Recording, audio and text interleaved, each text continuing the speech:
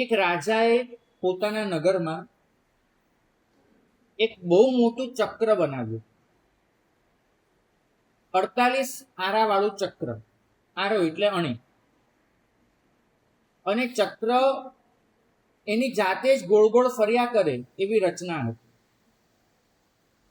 અને એ ચક્રના છેડે 48 ખૂણે 48 અત્યંત મૂલ્યવાન રત્નો લગાડેલા. એટલે ચક્ર જ્યારે ફરે ત્યારે એક અજબ જાતની ડિઝાઇન ઊભી થાય, એક રંગીન વર્તુળ, ચમકદાર વર્તુળ. અને દૂર દૂરથી લોકો એ ચક્રને જોવા માટે આવે. એક દિવસ રાજાએ મંત્રીને પૂછ્યું કે આ ચક્રમાં સૌથી વધારે મૂલ્યવાન ભાગ કયો? સૌથી વધારે. તો લોકોએ કીધું કે આ રત્નવાળો ભાગ મૂલ્યવાન છે. બીજાએ કીધું કે બીજો રત્નવાળો મૂલ્યવાન છે. મંત્રી એને રાજાને કહ્યું કે રાજન, આ તો પરિધિ છે, બાહ્ય વર્તુળ છે. એ ગમે તેટલું સુંદર હોય, મહત્વ એના કેન્દ્રનું છે. જે કેન્દ્ર ચમકતું નથી, જે કેન્દ્ર ચળકતું નથી, રંગીન નથી, પણ એ કેન્દ્ર ન હોય તો 48 આરા છૂટા પડી જાય. તો સૌથી મૂલ્યવાન તો કેન્દ્ર છે. શાસ્ત્રકાર ભગવંતો આ ઉદાહરણ આપી અને આપણને સમજાવે છે કે મનુષ્ય પોતે પણ આ ચક્ર જેવું એક અદ્ભુત રહસ્ય છે. એ પોતાના કેન્દ્ર તરફ જોશે તો એને પરમાત્મા દેખાશે, અને એ પોતાની પરિધિ તરફ જોશે તો એને આખો સંસાર દેખાશે. મનુષ્યની બાહ્ય પરિધિ સંસાર છે, અને મનુષ્યનું કેન્દ્ર એના આત્મામાં રહેલું પરમ તત્વ છે. નજર કોની તરફ કરવી? બહાર તરફ જુએ છે તો હાડ, માંસ, રક્ત, વિચાર, ઈચ્છાઓ, પદાર્થો એનાથી ભરેલું એક સંસાર દેખાય છે. અને અંદર ઉતરે છે તો એક એને ચિન્મય જ્યોતિ દેખાય છે, જેને અંતર જ્યોત કહેવાય છે, જે જાગે છે, જે જાણે છે અને જે પ્રકાશિત કરે છે, એ જ્યોતિ દેખાય છે. તકલીફ એ છે કે પરિધિ બહુ ઝડપથી નજરે ચડે છે, કેન્દ્ર જલ્દી દેખાતું નથી. મનુષ્યની નજર પદાર્થો તરફ વધારે જાય છે, પરમ અજાણ્યું રહી જાય છે. મનુષ્ય અરીસામાં જુએ છે તો પોતાના ચહેરાને ચોક્કસ જોઈ શકે છે, પણ એ ચહેરાને જે જોનાર છે એ અજાણ્યો રહી જાય છે. એને વિચાર નથી આવતો આ ચહેરાને જોનાર કોણ, એ અજાણ્યો રહી જાય છે. મનુષ્ય પોતાના વિચારોને મૂલવી શકે છે, પણ વિચાર કરનાર કોણ છે એને મૂલવવામાંથી બાકી રહી જાય છે. એ પોતાના શરીરની ઉંમર ગણે છે, હું 45 નો થયો, 50 નો થયો, ઉંમર ગણે છે, પણ મારી અંદર જે અનાદિ અનંત અસ્તિત્વ છે એની ઉંમર થતી જ નથી, એ સમજવાનું ચૂકી જાય છે. ભાગ્યશાળી કારણ એટલું છે કે બહારનું જગત બહુ સ્પષ્ટ છે, નજરે દેખાય છે, સ્પષ્ટ છે, સ્થૂળ છે. અંદરનું જગત એટલું જ સૂક્ષ્મ છે, સ્થૂળ સહેલાઈથી પરખાઈ જાય છે, સૂક્ષ્મ એ ઘણી મહેનત છતાંય અજાણ્યું રહી જાય છે. ભાગ્યશાળી અંદરનું કેન્દ્ર એ બધાને ધારણ કરી રહ્યું છે. આખો સંસાર અંદરના કેન્દ્ર પર અવલંબિત છે, માટે એને ખરેખર શણગારની જરૂર નથી. પરિધિ પર શું છે? તમારું એક નામ છે, તમારું એક શરીર છે. પહેલેથી શરૂ કરીએ. શરીર, નામ છે, તમારો એક વ્યવસાય છે, તમારી એક ઓળખાણ છે, તમારો એક પરિવાર છે, તમારી પ્રતિષ્ઠા છે, તમારી સફળતા, તમારી નિષ્ફળતા, તમારી પ્રશંસા, તમારી નિંદા, તમારા સંબંધો, તમારી પરિસ્થિતિઓ, બધું જ એ પરિધિ પર બેઠું છે. પણ એ પરિધિની અંદર ખરેખર કોણ છે? પેલા ચક્રની જેમ તમારું પોતાનું અસ્તિત્વ. પરિધિમાં એટલા અટવાઈ ગયા છો કે અસ્તિત્વનું ભાન એ સતત વિસરાતું જાય છે.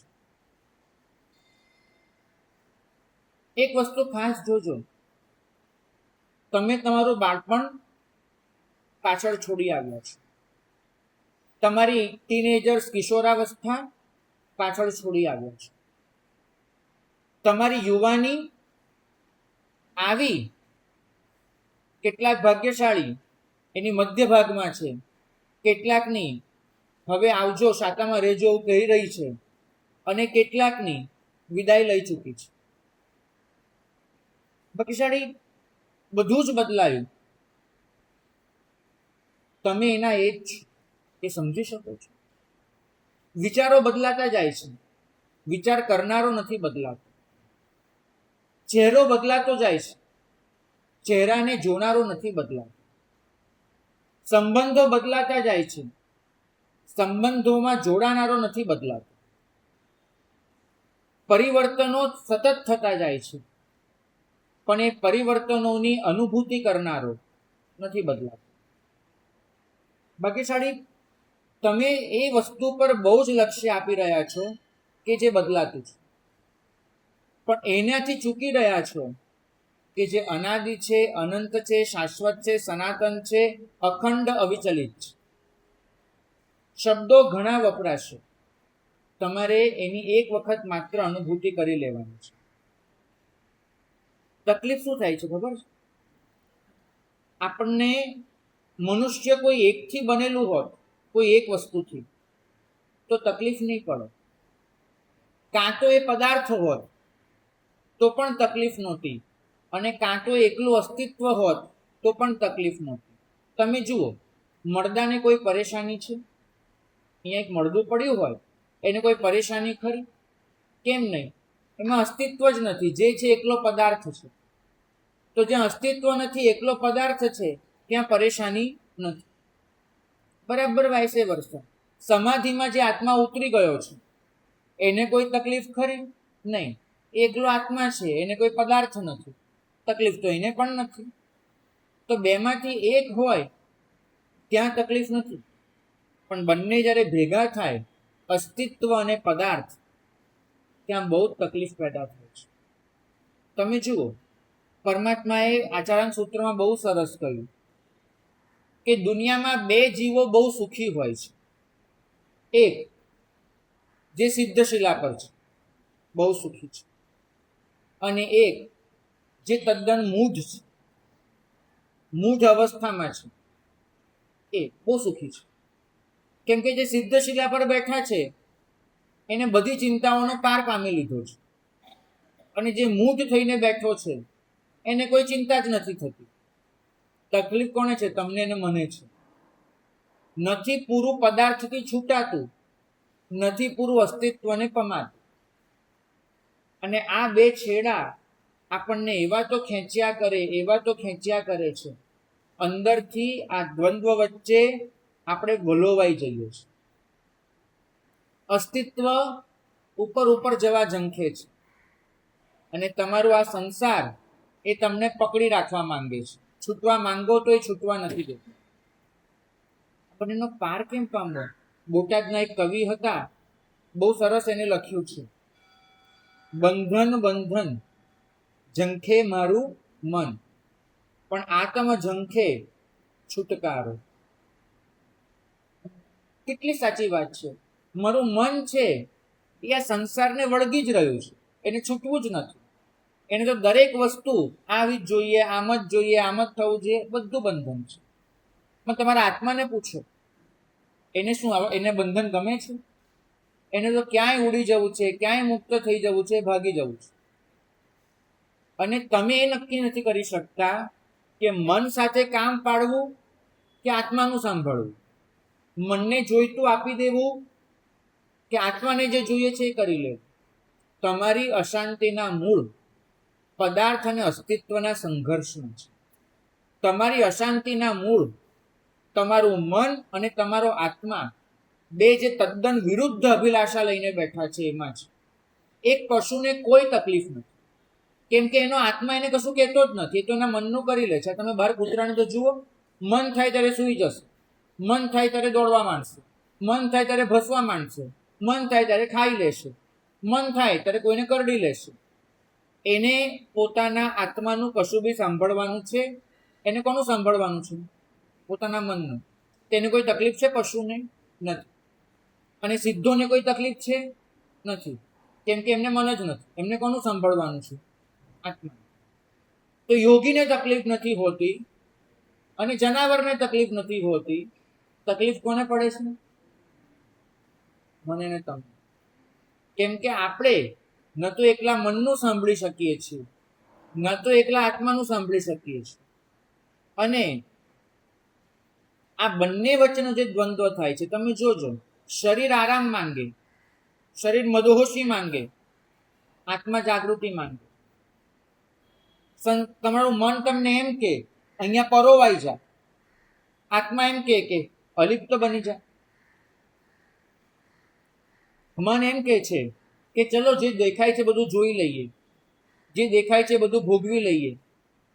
આત્મા એમ કે છે અરે ભાઈ, દેખવા જેવું તો ઘણું જોયું, હવે એક જન્મ એવો પસાર કરવો છે કે જે દેખનારો છે તેને ઓળખી લેવું છે.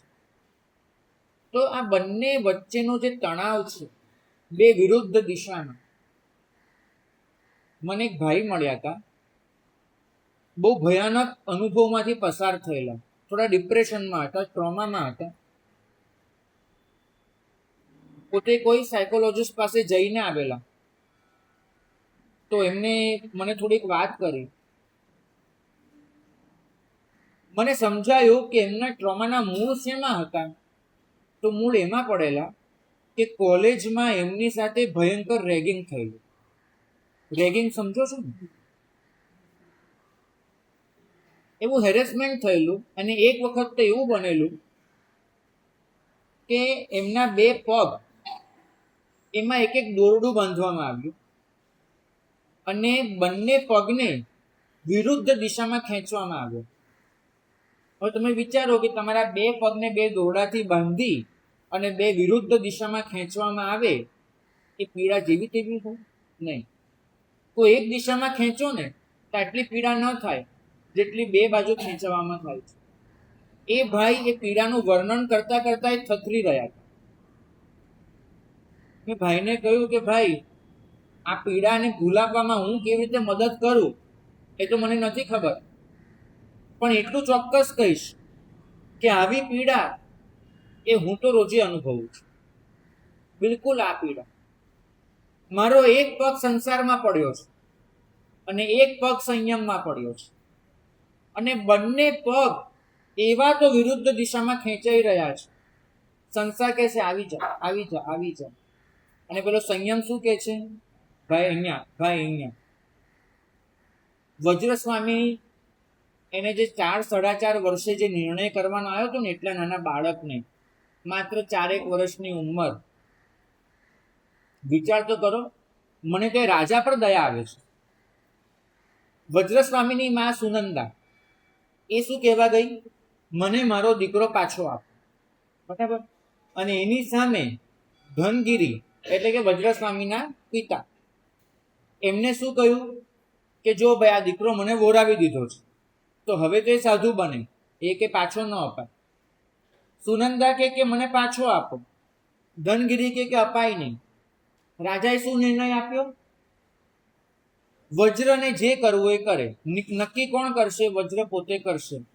4 વર્ષના બાળક પર આટલી મોટી જવાબદારી સોંપાય ખરી કે મારે મારી જિંદગીનું શું કરવું? એ બાળક કેવો વલોવાઈ જાય. અને એમ સભાનું વર્ણન લખ્યું છે કે એક તરફ માં સુનંદા ઊભા છે, પોતાની સાથે શું લાવ્યા છે? રમકડાઓ, મીઠાઈઓ અને અનેક જાતના પ્રલોભનો. બરાબર. બીજી બાજુ ધનગીરી શું લઈને ઊભા છે? ઓઘો અને મુપત્તિ.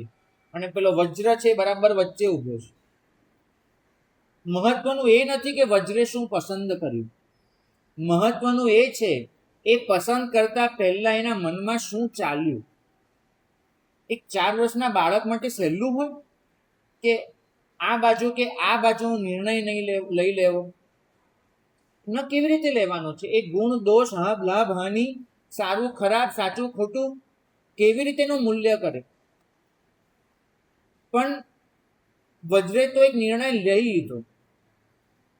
હું તો મારી જાતને રોજે રાજસભામાં જોઉં છું. હું રોજે વજ્ર સ્વામીની જગ્યાએ જઈને ઊભો રહું છું. કેમ કે એક જગ્યાએ મને દેખાય છે બધા જ પ્રલોભનો. કેટલી બધી સુનંદાઓ ઊભી છે બધું લઈ લઈને, કેટલા બધા લોકો ઊભા છે બધા જ પ્રલોભનો લઈને, આખો સંસાર. અને બીજી તરફ છે એક સંયમ, જ્યાં પ્રભુ છે, સિદ્ધ ભગવંતો છે, મારી આખી ગુરુ પરંપરા છે, એ મને સંયમની પ્રેરણા દે છે. ઓલા લોકો સંસારમાં ખેંચે છે. શું કરું ભાઈ, હું કયો નિર્ણય લઉં? મારું મન રોજે વજ્ર સ્વામીની પીડામાંથી પસાર થાય છે. મારું મન દરરોજનો રેગિંગ અનુભવે છે કે હું સંસાર તરફ જાઉં કે સંયમ તરફ, ક્યાં જાઉં, શું કરું? તમે બધા જે પીડા અનુભવી રહ્યા છો એ આ જ પીડા છે. બે બાજુનો સંઘર્ષ. તમારી પસંદગી સંસાર છે, પણ તમારા આત્માની અભિક્ષા સિદ્ધિ ગતિ છે. આ બહુ જ વિચિત્ર અવસ્થા છે. પસંદગી સંસાર હોય અને આત્માની ઝંખના સિદ્ધિની હોય. આ સંસાર અને સિદ્ધિ વચ્ચેનો જે સંઘર્ષ છે એ તમારા માટે સ્ટ્રેસ બને છે, તણાવ બને છે. આત્માનું આધિપત્ય જ્યાં છે ત્યાં પદાર્થ નથી, અને જ્યાં પદાર્થ છે ત્યાં આત્માની વાત. હવે તમારી સ્થિતિ એવી છે, સંસાર છોડવો પણ નથી અને સંસારમાં પૂરેપૂરું સેટ પણ નથી થતા. કબીર એ તો આ પરિસ્થિતિથી એટલું મૂંઝાઈ ગયા, તો એમને તો એક દિવસ આક્રંદ કરીને કહી દીધું, સુખીઓ સબ સંસાર, ખાવે ઓર સુવે. બે જ કામ છે. સુખીઓ સબ સંસાર. કેટલો સુખી છે આ સંસાર. તમે એમ નજર તો કરો, કેવા બધા પોતાની રીતે ચાલી રહ્યા છે, પોતાની રીતે વર્તી રહ્યા છે, જીવી રહ્યા છે. ક્યાંય કોઈને કઈ તકલીફ છે? તમે સાચું કહું છું, 1 કલાક એસવી રોડ પર તમે જઈને ઉભા રહો, અહીંયા જ છે, એટલા બધા લોકો પસાર થઈ જશે, તમારે કોઈ નોંધ જ નહીં લે. એ જશે, ગાડીઓ આમ, વાહનો આમ જયા કરશે, જયા કરશે. તમે પ્રેક્ષક બનીને ઉભા રહો. તમને એમ લાગશે કે જે થવું એ થાય, દુનિયા તો ચાલી જ રહી છે પોતાની મસ્તીમાં, કાંઈ ફરક નથી પડતો. તો કબીર એક દિવસ ઉભા રહી ગયા, તો 24 કલાક ઉભા રહ્યા, અને 24 કલાક એમને સત્ય જડ્યું કે સુખીઓ સબ સંસાર. ભલે પરમાત્મા આવીને કહેતા હોય કે તમે દુઃખી છો, દુઃખી છો, દુઃખી છો, આમાંનું કોઈ દુઃખી નથી. કમસે કમ એ લોકો તો એવું નથી જ માનતા. આપણી બહુ મોટી કમનસીબી શું છે, અમે તમને 1000 વખત કહીએ કે આ સંસાર અસાર છે, સંસાર દુઃખમય છે, તમે જે ભોગવો છો એમાં કંઈ સુખ નથી. તમે એક દિવસ સાચું, આ તો મારી થોડી લાજ મર્યાદા જાળવી લો છો, બાકી તમે એક દિવસ આવીને કહી દો, પણ મારે તમને દુઃખ લાગવું તો જોવે ને. બહુ નિરાતે જીવી લઈએ છીએ. તમે એમ કયા કરો છો કે દુઃખી દુઃખી દુઃખી, અમે તો છીએ જ નહીં. સંસાર તો સુખી છે. કેમ? તો ખાવા એટલે એટલું ખાવું નહીં, પદાર્થોને ભોગવી લે છે પોતાની રીતે જે મળ્યું. તમે બરાબર જોજો, તમે આગળ જાઓ, અહીંયાથી તમે આમ જોગેશ્વરીથી આગળ જાઓ ને, કિનારે કેટલાય લોકો પડેલા હોય. એ સવારે પેલી ઈંટો મૂકે, ચૂલો ચેતવે ક્યાંકથી પેલા લાકડા વાકડા લાવીને, અને એ પેલું સાવ માટીનું વાસણ હોય, એમાં પેલો રોટલો થાપે, અને રોટલા સાથે હોય શું, ડુંગળી મરચું ખાઈને એ તે ઓળકાર ખાઈને સૂઈ જાય, કામ કરીને સૂઈ જાય. અને તમે લોકો તમારા ઘરમાં પેલો શેફ આવતો હોય, કુક આવતો હોય, જે પણ બધું બનાવીને, જેને જે મળે છે ખાઈ લે છે, નિરાંતમાં છે. તો ખાવે અને સૂવે. સૂવાનું એટલે ખાલી એકલી આપણે 6 કલાકની ઊંઘ લઈએ, સૂવું નથી. 24 કલાક આવી રીતે બેભાન બનીને જીવવું એ મોટું સૂવું છે. તો બંને સંસાર તો બહુ સુખી છે, ખાવે ઓર સૂવે. તો દુખીઓ દાસ કબીર, એક હું દુખી બચ્યો છું આખા સંસારમાં. કેમ? તો કે ગાવે ઓર રૂવે. એક બાજુ પરમાત્માના ભજન ગાયા કરે છે અને રડ રડ કરે છે કે ક્યારે આ સંસારમાંથી છૂટું. સાચું કહેજો, તમે વધારે સુખી છો કે અમે વધારે સુખી છીએ? ગોખેલો જવાબ નહીં આપતા. તમે ખરેખર જે માનો છો, જે અનુભવો છો એ કહેજો. તમારી સ્થિતિ આ જ છે, ખાવે ઓર સૂવે, અને અમે લોકો છીએ ગાવે ઓર રૂવે. તો તણાવ જેને વેઠવાનો છે એ દુઃખી છે, જેને તણાવ જ નથી એનું દુઃખ કયું? કંઈ જ નથી.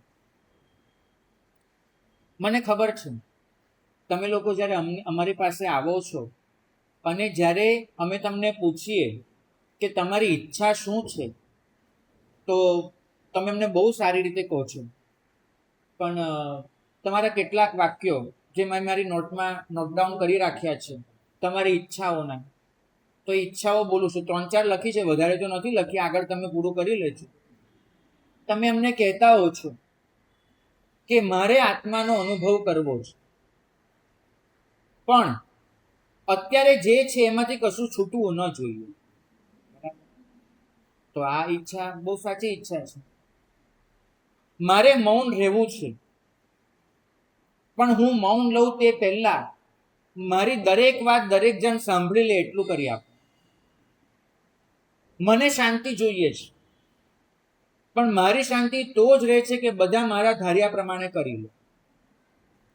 મારે અનાસક્ત બનવું છે, મને કોઈ આસક્તિ નથી કોઈની, પણ એટલું કરી આપો કે મારી વસ્તુને કોઈ હાથ ન લગાડે, તો અનાસક્ત બની જાય. ભાગ્યશાળી આ ઈચ્છાઓ એનો કોઈ પાર ખરો? કોઈ વાર રમૂજ થાય, ભાઈ આવ્યા તો સાહેબ સંસારનો મોહ કેવી રીતે છૂટે? તો મેં કહ્યું ચલો ટીપ્સ થોડી લખો. એટલે કાગળ પેન તો લાવે, આજના જમાનામાં તો હોતા નથી કોઈની પાસે, તો ફટાક કરતો મોબાઈલ કાઢવા ગયા, અને અનફોર્ચ્યુનેટલી ખિસ્સામાં મોબાઈલ જ નહીં, ગાડીમાં ભૂલીને આવ્યા. એટલા આકળ વિકળ થઈ ગયા, અને મને પ્રશ્ન શું પૂછતા હતા? મારે મોહ કેવી રીતે છોડવો? મોહ છોડવો છે, પણ મોબાઈલ ક્યાં છે એ તો જોઈશું. ભાગ્યશાળી સંસાર છૂટી જાય અને મોબાઈલ પકડાઈ જાય એવી તમારી ઈચ્છાઓ છે. આવું નહીં બને, કેમ કે ત્યાગ ખરેખર સરળ વસ્તુ છે, બહુ સરળ. પણ ક્યારે ત્યાગ થાય? જ્યારે તમે આત્માની સાચી સ્થિતિને પકડો. તમને ખબર છે દેરાસરમાં દીવો શેના માટે કરવાનો હોય? બહુ અંધારું હોય અને ભગવાન આપણને બરાબર જોઈ શકે કે કોણ આવ્યું હતું દર્શન કરવા, એટલે ભગવાનને દેખાડવા માટે દીવો કરવાનો છે કે ભગવાન બરાબર જોઈ લે કોણ આવ્યું તો ભૂલ નહીં કરી નાખતો, ભગવાનને જોવા માટે. ભાગ્યશાળી આપણે ત્યાં બહુ સરસ કલ્પના છે દીપક પૂજામાં, કે દીવો શેના માટે કરવાનો છે? તેમ કે છે તમે દીવો પ્રગટાવશો શેમાં? માટીના કોડિયામાં, કાચના ગ્લાસમાં તમે દીવો કરશો. તો ખાસ જુઓ કે માટીનું કોડિયું હોય, કાચનો ગ્લાસ હોય, એ જમીન પર સ્થિર હશે, બરાબર? એ જમીનને છોડવા નહીં માંગે. તમે એને ઉપાડશો ને અને છોડી દેશો તો પાછું જમીન પર જ જશે. તો માટીનો કોડિયો, કાચનો ગ્લાસ, એ બધું શેનું બનેલું છે? પૂતગલનું, પૃથ્વીનું.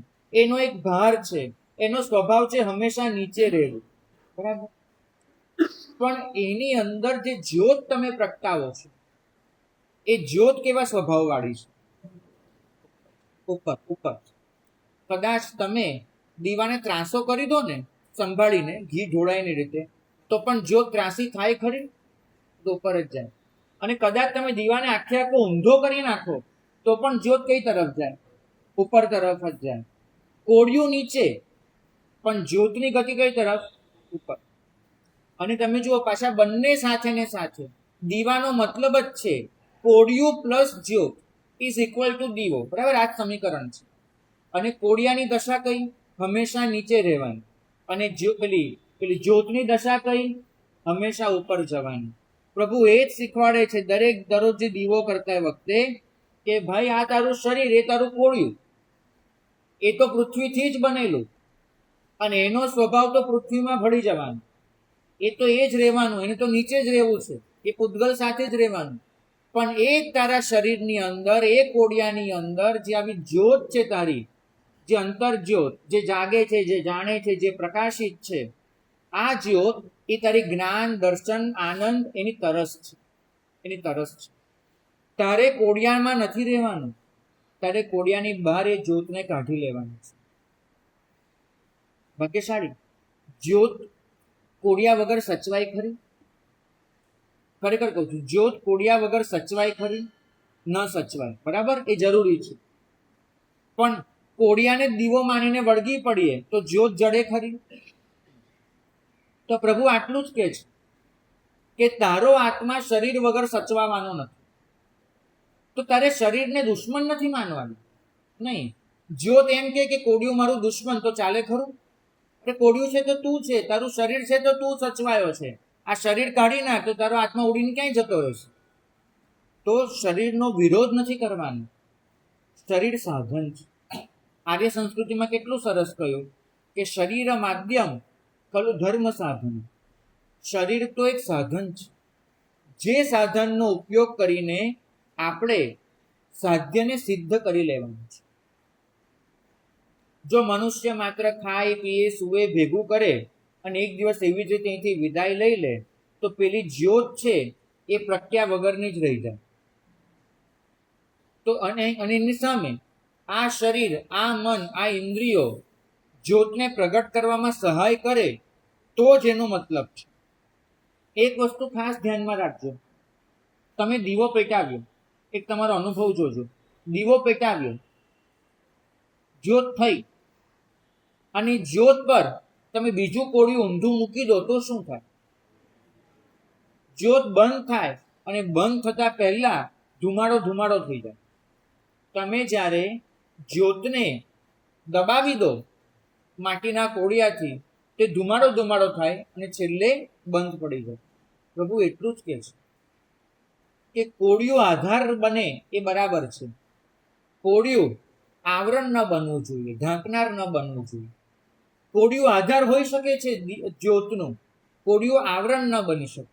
કેમ કે કોડિયાને નીચે રાખીશ ને જ્યોતને ઉપર રાખીશ તો ઝગમગ્યા કરશે, પણ એ જ કોડિયાને પેલી જ્યોત પર ઊંધું વાળી દઈશ તો જ્યોત ધુમાડો થઈ અને બુઝાઈ જશે. તો આપણે એ જ્યોતને ધુમાડો નથી બનવા દેવાનો. એ જ્યોતને આપણે પૂરેપૂરું જાળવી લેવાનું છે. કોડિયું સાચવવાનું છે, પણ જ્યોતને ભૂલવાની નથી. કેવું થાય છે, અત્યારે તમને વરસાદના ટીપા પડવાનો અવાજ આવે છે, પણ મેં આ પ્રશ્ન પૂછ્યો એ પહેલા તમને આવતો હતો? આ પ્રશ્ન પૂછ્યો એ પહેલા તમને આવતો હતો? તમારું ધ્યાન નહીં, બરાબર છે? અને મેં પ્રશ્ન પૂછ્યો, તમારું ધ્યાન એ તરફ ગયું તો તમને અવાજ સંભળાવા માંડ્યો.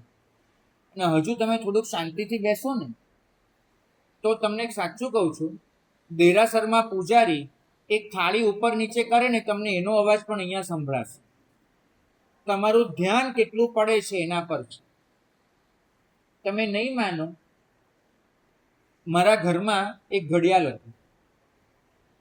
દિવસે અમને એનો અવાજ જ ન સંભળાય. ઘડિયાળ એવી જાદુઈ હતી, દિવસે એનો અવાજ જ ન સંભળાય, પણ રાત્રે ભૂલે છે કે 12 વાગે ઊંઘ ઉડી જાય ને તો ટીક ટીક ટીક ટીક એવું સંભળાવા માંડે. એ જાદુઈ ઘડિયાળ રાત્રે જ અવાજ કરે, દિવસે પાછી બંધ કરી દેતી હતી અવાજ. તો તમારા ઘરમાં આવી ઘડિયાળ કોઈ દિવસ જાદુઈ ઘડિયાળ આવી છે? તમે આવું ટીક ટીક ટીક સાંભળ્યું છે કોઈ દિવસ? નહીં સાંભળ્યું બેન? સાંભળ્યું છે. તો જાદુ કેવી રીતે થતું હશે? કોઈને કઈ ખ્યાલ છે? કેવી રીતે થાય ભાઈ જાદુ? એ કોઈ જાદુ નથી. તો એ ઘડિયાળના સેન્સર હોય કે રાત થાય એટલે અવાજ કરવાનો અને દિવસે બંધ કરી દેવાનો. તો કેવી રીતે થાય? શાંત થાય. શાંતિ હોય તો એ ઘડિયાળનો અવાજ સંભળાય. અને અમારા વડીલો તો એમ કે અમને કે જો તમે ખરેખર શાંત થઈ જાઓ, એકદમ શાંત થઈને, તો તમને વગર સ્ટેથોસ્કોપે તમારા હૃદયના ધબકારા પણ સંભળાય. જો તમે એકદમ શાંત થાવ તો તમને સંભળાય. આ ખબર છે ને, કોઈ ડોક્ટર પાસે ગયા હો ને તો આમ તમારી નાડ પકડશે, તમે પોતે પકડી જુઓ તો તમને ધબ ધબ ધબ સંભળાય છે, અનુભવાય છે. બહુ ઓછા લોકોને થતું હોય છે, કેમ કે આ સાંભળતી વખતે પણ એ લોકો શાંત નથી થતા, પણ પેલાને સંભળાય છે. તો એનો મતલબ એટલો થયો, હૃદયનું ધબકવાનું ચાલુ છે, પણ ધબકારા સાંભળવાથી ચૂકી જવાય છે બીજા ઘોંઘાટમાં. ઘડિયાળનું ટીક ટીક ટીક ચાલુ છે, પણ બીજા કોલાહલમાં એ ઘડિયાળનો અવાજ આવતો બંધ થઈ જાય છે. તો એ જ રીતે આત્માનો અવાજ એટલો તો સૂક્ષ્મ હોય છે કે બહારના આટલા કોલાહલમાં, આ ઘોંઘાટમાં એ અવાજ એટલો દબાઈ જાય છે. તમારે પેલા અવાજને થોડોક શાંત કરવો પડે તો પછી આત્માનું સંભળાવવાનું ચાલુ. તમારા જીવનમાં અવાજો કેટલા અવાજો? બહારના અવાજની વાત જવા દો, આ તો છોડી દો. ધારો કે તમને એક રૂમમાં પૂરી દીધા અને આજુબાજુ કોઈ અવાજ નથી, તમને શું લાગે છે તમારા મનના અવાજો શાંત પડી જશે? પહેલો અવાજ તમારો, બીજાઓ મારા માટે શું વિચારે છે? આ વસ્તુની તો પડોજણ જ પૂરી નથી થતી. બીજા લોકો મારા માટે શું વિચારે છે?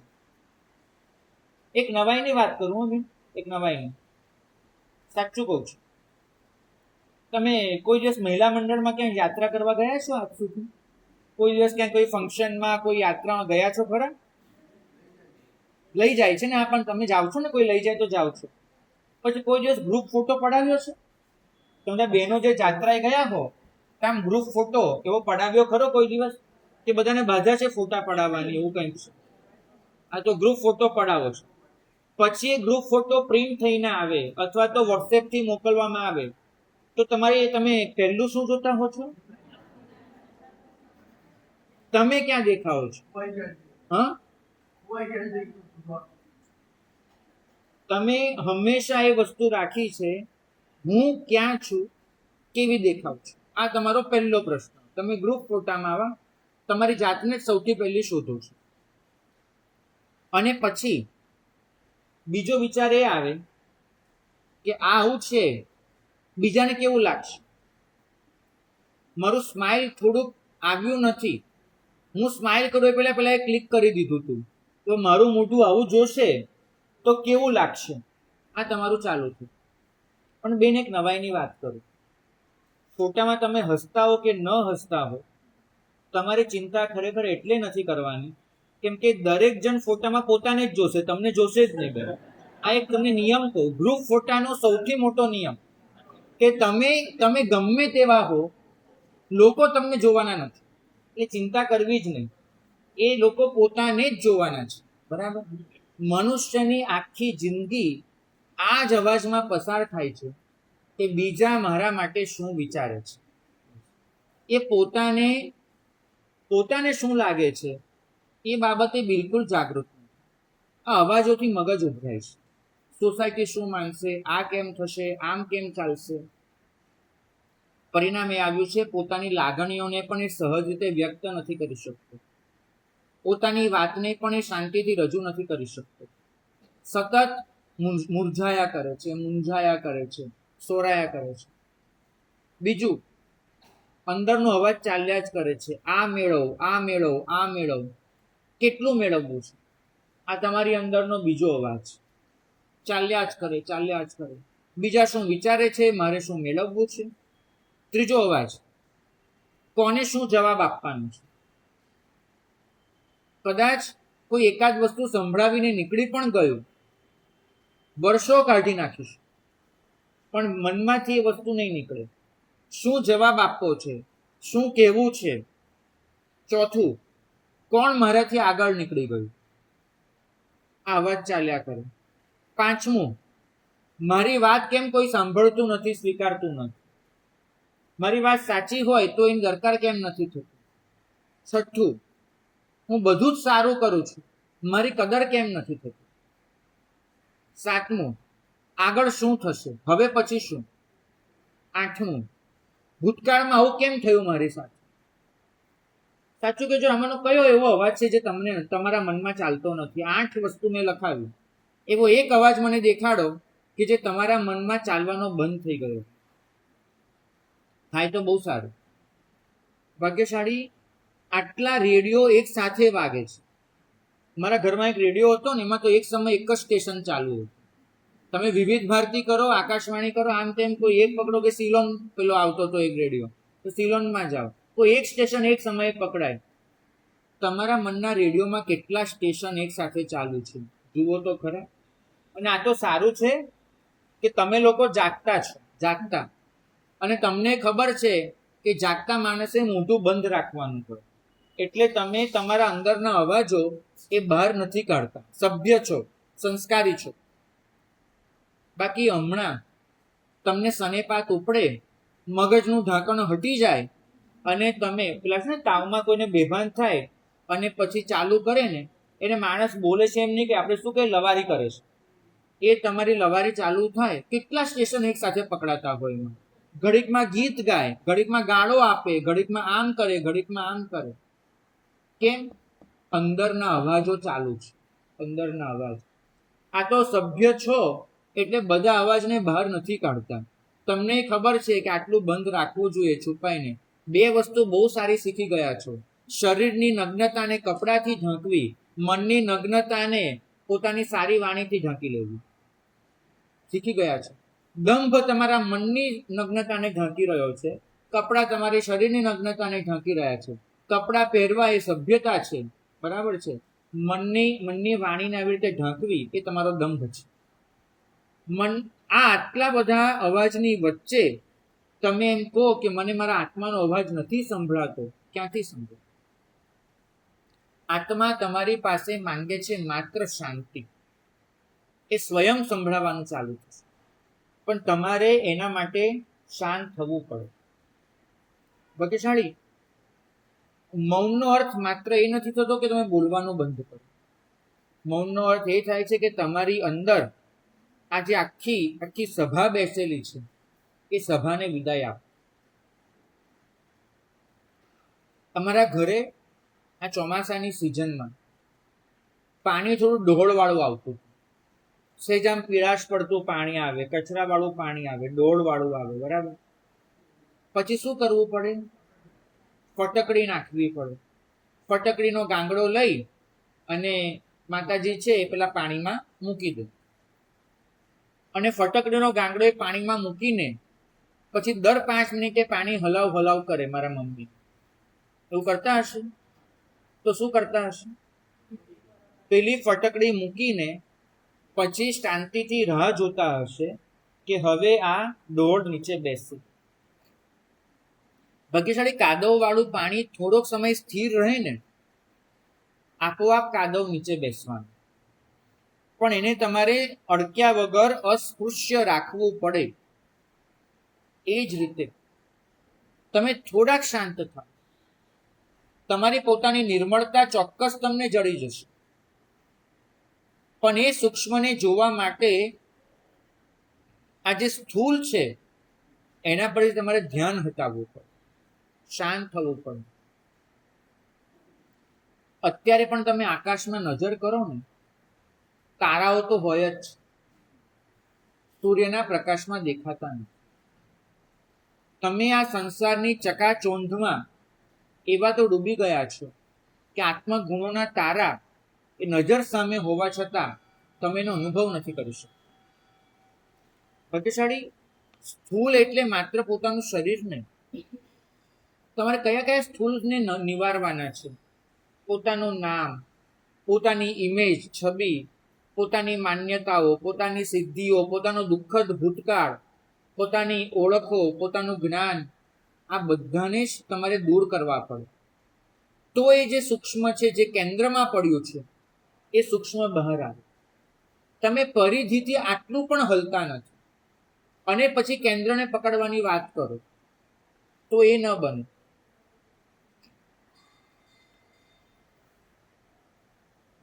જીવનમાં એક વસ્તુ શીખ્યો છે, કેન્દ્રને પકડીએ તો પ્રસન્નતા જડે છે, પરિધિને પકડીએ તો ક્ષણિક આનંદ ચોક્કસ જડે છે, પણ એ ટકતો નથી. ભાગ્યશાળી, પ્રસન્નતા એટલે જીવનમાંથી ભાગી છૂટવાનું નથી. પ્રસન્નતાનો અર્થ એ નથી થતો કે તમે જીવનમાંથી ભાગી છૂટો. પ્રસન્નતાનો અર્થ એ થાય છે કે સાચી રીતે જીવનને જોઈ લો. એક નવાઈ ભરેલી વાત કરું તમને.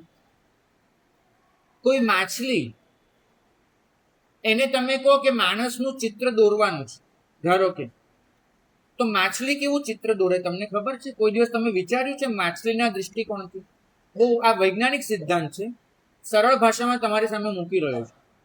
તમે કોઈ માછલીને કહો કે તારે માણસનું ચિત્ર દોરવાનું છે, માછલી કેવું ચિત્ર દોરે તમને ખ્યાલ છે? માણસનું ચિત્ર માછલી કેવું દોરશે? એ દોરશે એવું ચિત્ર માણસનું જેનું માથું નીચે છે અને પગ ઉપર છે. આ ગેરંટી આપું છું. એ માણસનું ચિત્ર એવું જ દોરશે જેમાં માથું નીચે છે અને પગ ઉપર છે. કેમ? આનું કારણ વિચારજો. માછલીએ હંમેશા માણસને કયા રૂપમાં જોયો છે? પાણીમાં પડતા પ્રતિબિંબ રૂપમાં. માણસ કિનારે ઊભો છે, પાણીમાં એનું પ્રતિબિંબ પડે છે, અને માછલી છે એ હંમેશા એ પ્રતિબિંબને જુએ છે.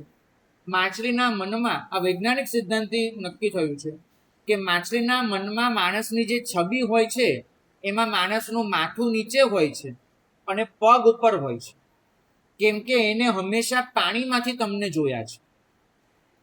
માનો કે એકાદી માછલી બહાર નીકળી ગઈ, કોઈ માછીમારીને પકડી લીધું, બહાર જઈને સાચા માણસને જોઈ લીધું, અને માછલી તરફડતી હતી.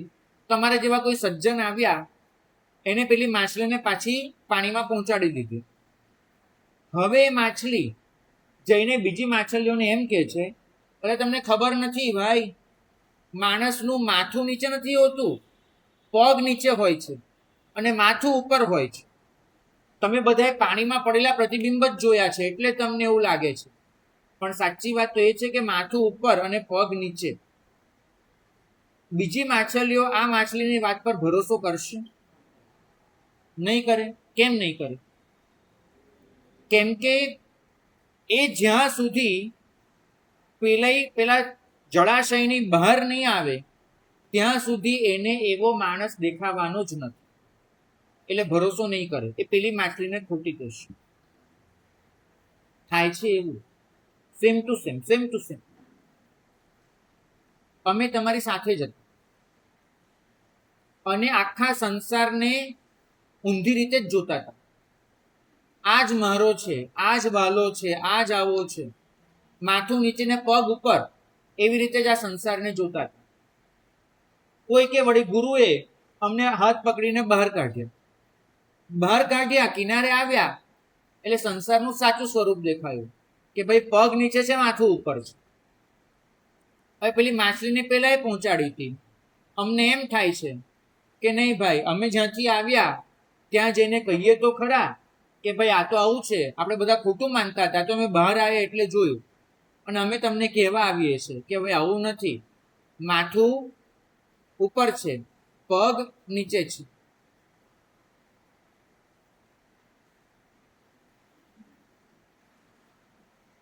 તો તમે અમને શું કહો છો? અરે અમે તો બહાર આવીને પાછા કહેવા આવ્યા, તો તમે અમને શું કહેશો?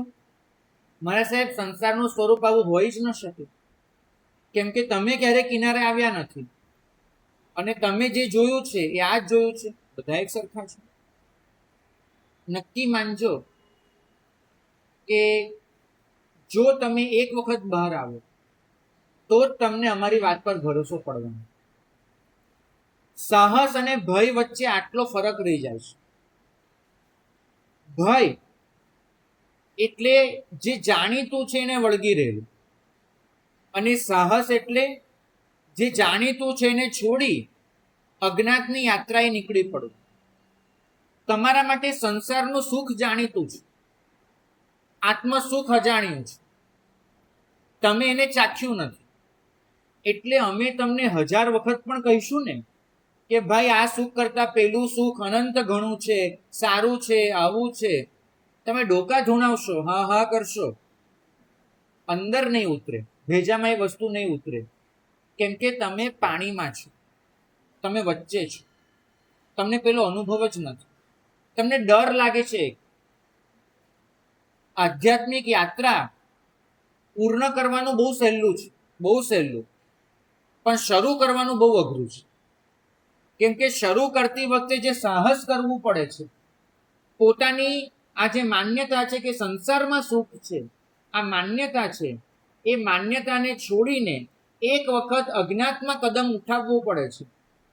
એ તમને બહુ અઘરું લાગી જશે. મને ખબર છે તમે લોકો એટલા યુસ્ટુ થઈ જતા હો છો, એટલા બધા ટેવાઈ જતા હો છો. હમણાં એક બેન આવ્યા હતા, આંખો લાલઘું. મેં કહ્યું બેન શું થયું? પરિચિત હતા, પૂછ્યું. મને કે ગઈકાલ રાત્રે ઊંઘ ન આવી. મેં તો કેમ ન આવી?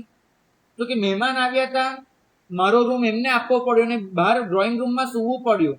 જગ્યા બદલાય ને એટલે ઊંઘમાં ફરક પડી જાય છે. તું જો પથારીએ માથું મૂકીને સૂઈ જવાનું, જગ્યા બદલાય એમાં ઊંઘમાં શું ફરક પડવો જોઈએ? અમે તો રોજે રોજ કાલે અહીંયા સૂતા, પરમદે અહીંયા સૂતા. તો કે આવું તમને થાય છે? એમ જગ્યા બદલાય તો ઊંઘમાં ફરક પડી જાય એવું થાય છે? તમે વિચાર તો કરો, તમે કેટલા ટેવાઈ જાઓ છો. પથારી બદલાય તો ઊંઘ ન બદલાઈ જાય, જગ્યા બદલાય તો ઊંઘ બદલાઈ જાય. તમે અજ્ઞાતના રસ્તે જવા માટે આટલું પણ તૈયાર નથી. તમે જેનાથી ટેવાઈ ગયા છો બસ ત્યાં જ તમે બંધાઈને રહ્યા છો. જ્યારે આ ધર્મ કયું આહ્વાન આપે છે?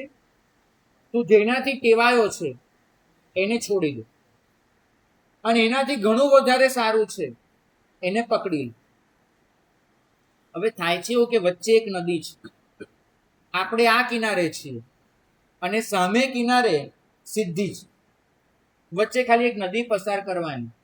તમને ખબર છે કે આ કિનારે બહુ બધી મુશ્કેલીઓ છે, અડચણો છે, આ છે તે છે, ઝાડી ઝાંખરા ને બધું જ છે.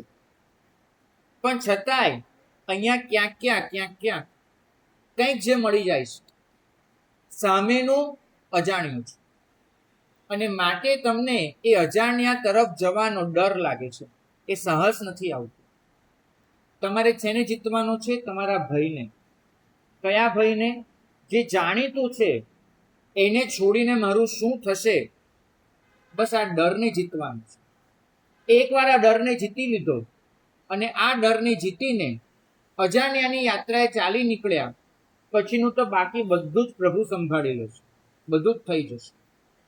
તમે જુઓ, આ પંચ પરમેષ્ઠી તપમાં પણ કેવું થયું? થોડાક તપના નામ નવા આયા તો તપ અઘરું લાગવા માંડ્યું, ડર લાગવા માંડ્યો. તમને મેં જાણીતા તપ લખી દીધા હોત કે આ આના પછી આવે છે, આના પછી આવે છે, તો કદાચ અઘરું નહીં લાગે. છે બધું સહેલું, નામ બદલાય છે, મન વિરોધ ચાલુ કરી દે છે, કેમ કે તમે બંધાઈને બેઠા છો. મેં ગઈકાલે કહ્યું તેમ તમારી બરફ જેવી થઈ ગયેલી ચેતના એને તમારે પીગાડવાની છે. જાણીતું છોડી અજાણ્યાની યાત્રાએ ચાલી નીકળવાનું છે. જે તમારી ટેવ પડી ગઈ છે એ ટેવોને કોઈક રીતે તમારે બદલવાની છે. એટલું તો નક્કી માનજો કે જે ઈચ્છાઓ તમને થકવી રહી છે એ ઈચ્છાઓને છોડીને તમે કંઈક સારું જ મેળવવાનું છે. ભય તમને એક જ વસ્તુ કહેશે, જે દેખાય છે એને પકડી રાખ. સાહસ તમને એટલું જ કહેશે કે જે હજી દેખાતું નથી એ દિશામાં એક પગલું ભરી લો, માત્ર એક પગલું. આધ્યાત્મિક માર્ગમાં સૌથી મોટી અડચણ મારો આ ભય છે. અમે અનેક વખત જોયું છે, સાહસ વૃત્તિનો અભાવ એ તમને વાણિયા રાખે છે. એકચ્યુઅલી આ ધર્મની સ્થાપના કોણે કરી હતી? ક્ષત્રિયોએ, બરાબર છે? મને એક ભાઈ પૂછવાયા હતા, મને કે ચલો ઠીક છે, તીર્થંકર બ્રાહ્મણ તો ન થાય, કેમ કે બ્રાહ્મણો આજીવિકા લોકોના સહારે ચલાવતા હોય, અને તીર્થંકરો શુદ્ર પણ ન હોય. માની લીધું, ચલો. પણ કોઈ વાણીઓ કેમ તીર્થંકર ન બને? બધા ક્ષત્રિય જ કેમ હોવું પડે? તમે જો 24 તીર્થંકર એક ક્ષત્રિય જ હતા, કોઈ વૈશ્ય હતું નહીં. મને કોઈ વૈશ્ય તીર્થંકર કેમ ના હોઈ શકે, બધા ક્ષત્રિય જ કેમ હોય? મેં કીધું ભાઈ એનું એક કારણ છે. તું વાણિયો છે અને છતાંય ધર્મના માર્ગે ચાલે છે. કેમ કે તારી આગળ કોઈ ચાલેલું છે. જંગલમાં પેલી કેડી દેખાતી હોય ને તો એ કેડી પર તમે ચાલી નીકળશો, કેમ કે કેડી દેખાય છે. તો વાણિયો કોઈના પગલે પગલે ચાલવા ટેવાયેલો છે. પણ તીર્થંકરે કોઈના પગલે નથી ચાલવાનું હોતું, એમને તો ખુદ રસ્તો બનાવવાનો હોય છે. અને તીર્થંકરો વાણિયા હોય ને તો વિચારવા બેસે, આ રસ્તે જવાય કે ન જવાય, આ બધું તો અહીંયા મારી પાસે છે, આ તો અજ્ઞાત છે, કેમ પગલું ભરવું? એ સાહસ તો ક્ષત્રિય જ કરે, અજાણ્યામાં ધસી જવું, અજ્ઞાતમાં ડૂબી જવું અને પામી લેવું. યા હોમ કરીને પડો એ કહેવત કોઈ વાણિયાએ તો નહીં જ લખી હોય, એની મારી ગેરંટી છે, એ નહીં જ લખે. સ્વામી સચ્ચિદાનંદ એને બહુ સારું કીધું છે કે 3 વસ્તુ વાણિયો ક્યારેય નથી કરતો, નક્કી છે. જે 3 વસ્તુમાં સાહસની જરૂર પડે એ વાણિયો ક્યારેય નથી કરતો. નંબર 1, વાણિયો યુદ્ધ નથી કરતો. બરાબર, લે મૂછ નીચી તો કે નીચી, ભાઈ એમાં શું છે? તો વાણિયો યુદ્ધ નથી કરતો. 2, વાણિયો ધર્મ નથી કરતો, કેમ કે એને અજ્ઞાતની ડર બહુ લાગે, એ ન કરે. અને 3, વાણિયો પ્રેમ નથી કરતો, કેમ કે વાણિયો તો ત્યાં બી નોટ લઈને જાય. આની સાથે જો પ્રેમ કરું તો લાભ કેટલો, હાનિ કેટલી, તો નોટ લઈને કોઈ પ્રેમ થાય નહીં. તો વાણિયો 3માંથી એકે વસ્તુ ના કરી શકે. નહીં ધર્મ કરી શકે, નહીં યુદ્ધ કરી શકે, નહીં પ્રેમ કરી શકે. ભાગ્યશાળી આ યાત્રા તો જ્ઞાતમાંથી અજ્ઞાતમાં જંપ લગાડવાની છે. તમારું પાસે જે દેખીતું છે એને છોડી અણદેખ્યાની દિશામાં ચાલી નીકળવાનું છે. તો પરમ તત્વની કૃપા અને કરુણાથી આપણને સૌને પણ એ સાહસ મળે, એ જ મંગલ કામના.